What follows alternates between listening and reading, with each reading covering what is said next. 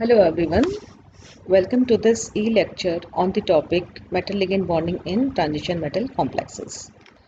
So, in the past lecture we discussed the calculation of crystal field stabilization energy for different electronic configuration in octahedral field. That is calculation of CFSE for D1, D2, D3 from up to D10 configuration in octahedral field. So, today we will discuss the magnetic properties on the basis of this CFSE. ठीक है ना? तो D कक्षकों का जो विभाजन हुआ ना और उसके जो परिणाम हुए वो ही तो क्रिस्टल फील्ड थ्योरी के सबसे मतलब महत्वपूर्ण एंड सिग्निफिकेंट पॉइंट्स थे, है ना? तो हमें पता है कि हमें समान ऊर्जा के स्तरों की अपेक्षा स्प्लिटिंग के परिणाम स्वरूप भिन्न भिन्न ऊर्जाओं के एनर्जी लेवल्स प्राप्त होते हैं ना। तो जिसमें ऊर्जा का अवशोषण या उत्सर्जन करके इलेक्ट्रॉन एक कक्षक से दूसरे कक्षक में ट्रांसफर हो जाते हैं ना। तो भिन्न भिन्न ऊर्जा के कक्षकों में स्थान उपलब्ध होने पर परिस्थिति के अनुसार जो इलेक्ट्रॉन्स हैं वो लोअर लेवल या हायर एनर्जी लेवल के ऑर्बिटल्स में स्थान ग्रहण कर सकते हैं। तो उसके परिणाम स्वरूप क्या होता है, भिन्न भिन्न संख्या में now we get unpaired electrons ना। तो इस प्रकार हम ट्रांजिशन मेटल कॉम्प्लेक्सेस के colours, absorption spectrum, magnetic properties, है ना, reaction mechanism, distortion in geometry and various others properties को हम वी कैन इजीली एक्सप्लेन। ठीक है ना? तो वीबीटी का सबसे बड़ा ड्रॉबैक तो यही तो था, है ना। तो अब जो है क्रिस्टल फील्ड स्प्लिटिंग के परिणाम स्वरूप जो है जो भी वेरियस पैरामीटर्स में आए परिवर्तन के आधार पे हम उनको अप्लाइड पार्ट में वी कैन अंडरस्टैंड दैम। ठीक है ना? तो now we discuss the magnetic properties, है ना। Explanation of magnetic properties is based on the prediction of the number of unpaired electrons on complex formation. ठीक है। अब आपको पता है कि जो भी पदार्थ के जो मैग्नेटिक प्रॉपर्टीज हैं उसमें उसका किससे नंबर ऑफ अनपेयर्ड इलेक्ट्रॉन से सीधा संबंध है ना।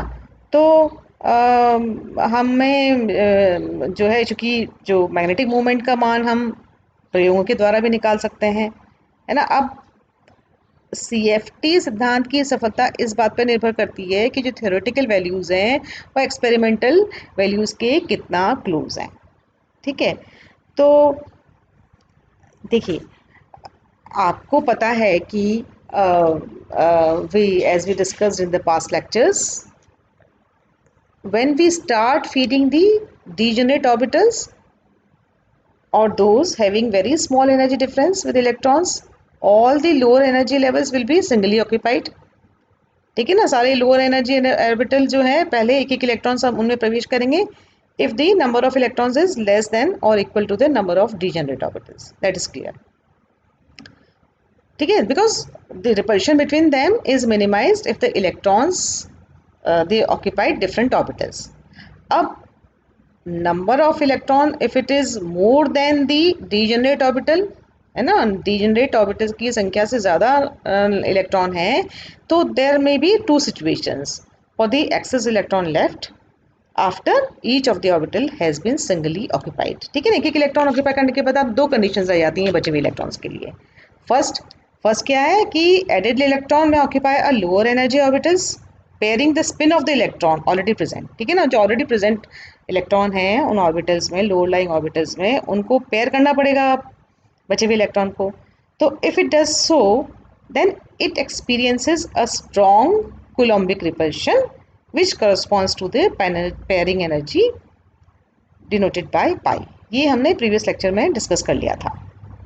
अब सेकेंड सिचुएशन क्या होती है, इलेक्ट्रॉन ऑल्टरनेटिवली में occupy one of the higher energy orbital, यानी कि instead of occupying the lower energy orbital it may go to the higher energy orbital. ठीक है। तो here although the Coulombic repulsion is avoided, pi zero है, यहाँ पे pairing energy zero है, each electron will absorb some energy in climbing to these orbitals. ठीक है ना? तो in either of the above cases, energy must be spent to accommodate an electron after all the lower energy orbitals they have been singly occupied. That you know. अब hence the situation will be preferred. कौन सी situation prefer की जाएगी system के द्वारा?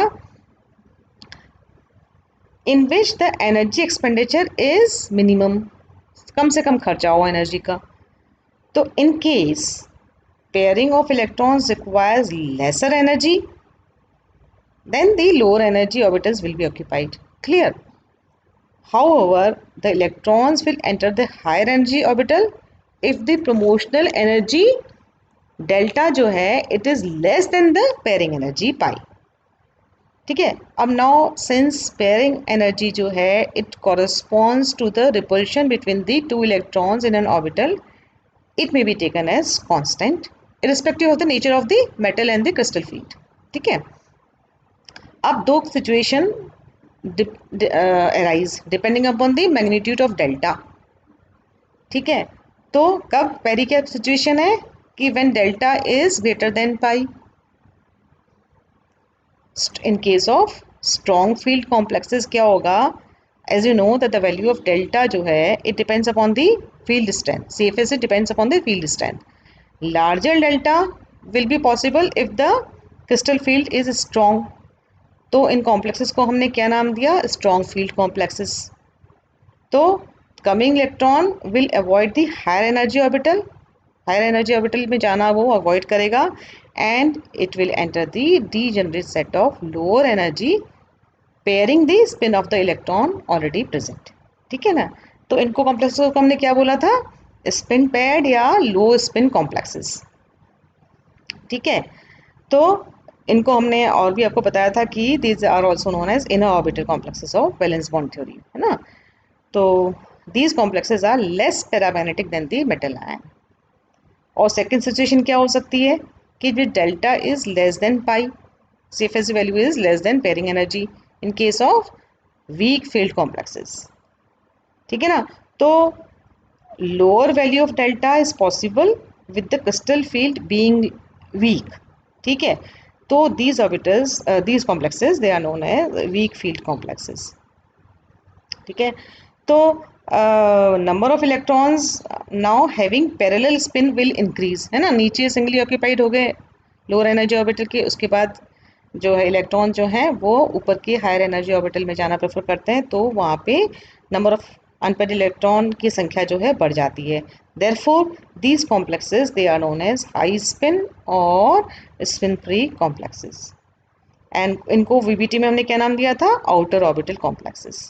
And यहाँ पे naturally number of unpaired electrons ज़्यादा है, तो these complexes will be expected to be more paramagnetic than the metal ion. ठीक है.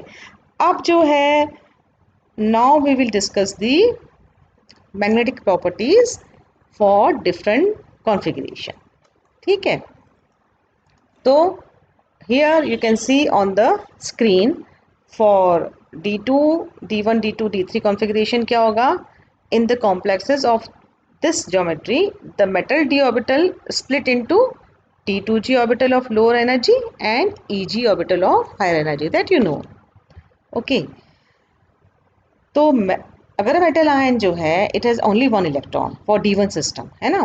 तो this electron will occupy T2g orbital. Okay.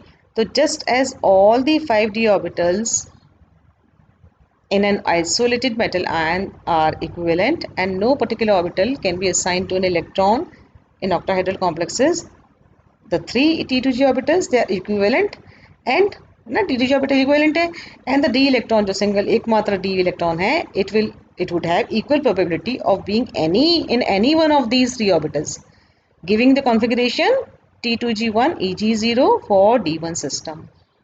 ऐसे ही हम बात करें D2 and D3 configuration की, तो these metal ions give T2g to EG0, T2g3 EG0 configuration in complexes. Here you can see on the screen, these are the configurations. These are the electronic distribution for scheme for D1, D2 and D3 configurations. ठीक है ना? So These metal ions having D1, D2 and D3 configurations, they will form paramagnetic complexes. And irrespective of the ligand field strength, the complexes would have same paramagnetism as the free metal ion. ठीक है, number of electron जो unpaired electron does not change. Now we come to the next configuration, that is D4, D5, D6 and D7 systems. ठीक है, तो here you can better understand in this from this figure. After the 3 electrons they have singly occupied each of the 3 T2G orbital, 3 T2G orbital को single आ गया, तो 4th electrons will have now 2 choices. Have a look on the screen. It can occupy a vacant EG orbital, ठीक है, or it can pair electron spin n in a T2G orbital. ठीक है, D4 system के लिए देखिए, तो 2 types of complexes are possible for D4 configuration.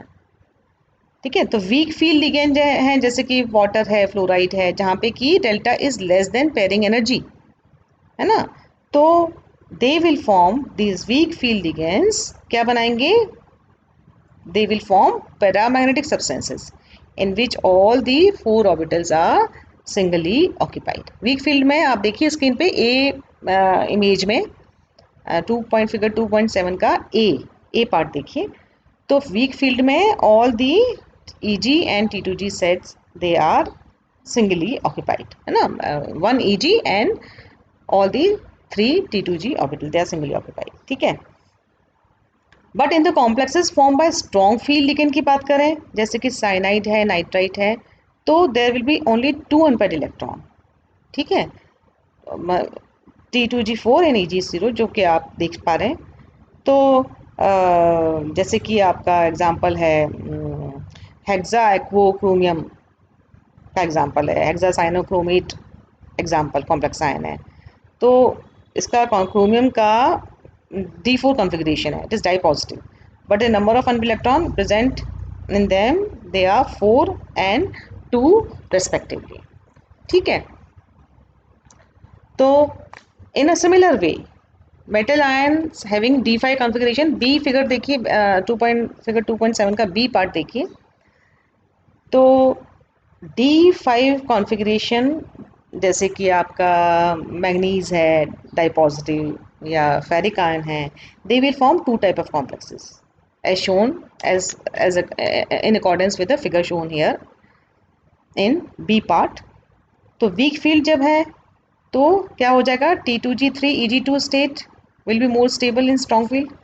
ठीक है, तो आपके जो एग्जांपल हैं मैग्नीज का hexa aquo manganese 2 and hexafluoroferrate 3, they are strongly paramagnetic, यानी कि because of the presence of 5 unpaired electron in them ना, जबकि जो इनका नाइट्रो कॉम्प्लेक्सेस हैं, hexa nitrito and hexa cyano complexes हैं, they are weakly paramagnetic complexes because of the presence of only 1 unpaired electron in them. Now we come to the D6 configuration. ठीक है ना, तो आप इस फिगर के C part में देखिए, 2 electronic configurations are possible for this D6 metal ion system, T2G4 EG2 and T2G6 EG0. तो इसी के अकॉर्डिंग जो है आपका जो हेक्सा एक्वो आयरन 2 है एंड हेक्सा फ्लोरो कोबाल्ट 3 है, दे आर पैरामैग्नेटिक, जबकि जो हेक्सा साइनो कॉम्प्लेक्सेस हैं आयरन का एंड हेक्सा नाइट्राइटो कॉम्प्लेक्सेस हैं, they are paramagnetic. Now we come to the D7 configuration, जहाँ पे कि सपोज कोबाल्ट डाइपॉजिटिव आयन है, तो high spin T2G5 EG2 and low spin T2G6 EG1 complexes they are known. ठीक है, तो in the low spin D7 complexes क्या होगा, electron present in the high energy EG orbital can be easily removed. So the strong field cobalt 2 complexes जैसे कि आपका nitrite 2 complex hexa nitrito cobalt 2 complexes, they are unstable and they can be easily oxidized to cobalt 3 complexes. तो D7 और D7 से क्या हो जाएगा, D6 configuration हो जाएगा. Now we come to the D8, D9 and D10 configuration. ठीक है, तो irrespective of the strength of this crystal field, ions with 8, 9 and 10d electrons, they have only one possible way in which the orbitals may be occupied to give the lowest energy. तो ये क्या states हैं? These are given by T2G6, Eg2 and Eg6, T2G6, Eg3 having 2 and Eg4 having 2, 1 and 0 unpaired electron respectively. देखिए figure देखिए सामने, तो यहाँ पे D8 के लिए क्या है? T2G6 Eg2, D9 के लिए T2G6 Eg3 एंड D10 के लिए T2G6 Eg4. ठीक है, तो octahedral complexes of nickel D2 जो कि D8 सिस्टम है, ऐसे क्यूपरस आयन है और D9 सिस्टम है, would have 2 and 1 unpaired electron, जबकि जो जिंक डाइपॉजिटिव आयन है, जिंक +2 कॉम्प्लेक्सेस जिसमें कि D10 कॉन्फ़िगरेशन है, it would be diamagnetic. Okay, so it is clear from the above discussion that only the complexes of the metal ion having 0, D0, D10 and D6 strong field जो है, these configuration will be diamagnetic and all other complexes will be paramagnetic. ठीक है, समझ में आ गया कि D0, D10 and D6 configuration वाले metal ion से बने हुए कॉम्प्लेक्सेस जो हैं वो डायमैग्नेटिक होंगे, बाकी सब पैरामैग्नेटिक होंगे. ठीक है, now we know that the magnetic movement mu of the substances can be measured experimentally. We all know that, second year में भी अपन ने डिटेल्स में पढ़ा है. तो in case of transition metal complexes, magnetic movement BM Bohr magnetrons की unit है, they are directly related to the number of unpaired electrons by this relation shown here, that is mu is equal to under root n multiplied by n plus 2. So it is found that the number of unpaired electrons agreed with the number of electrons determined with the help of CFT. So here you can see on the table the unpaired electron, number of unpaired electrons 0, 1, 2, 3, 4, 5 and the corresponding theoretical values of magnetic moments calculated. तो ये आपका table पे प्रदर्शित कर दिया गया है. ठीक है, तो है ना, तो the calculation of the number of unpaired electrons from this magnetic movement becomes clear from this,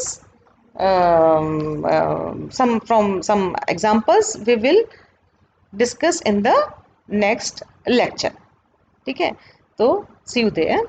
Goodbye.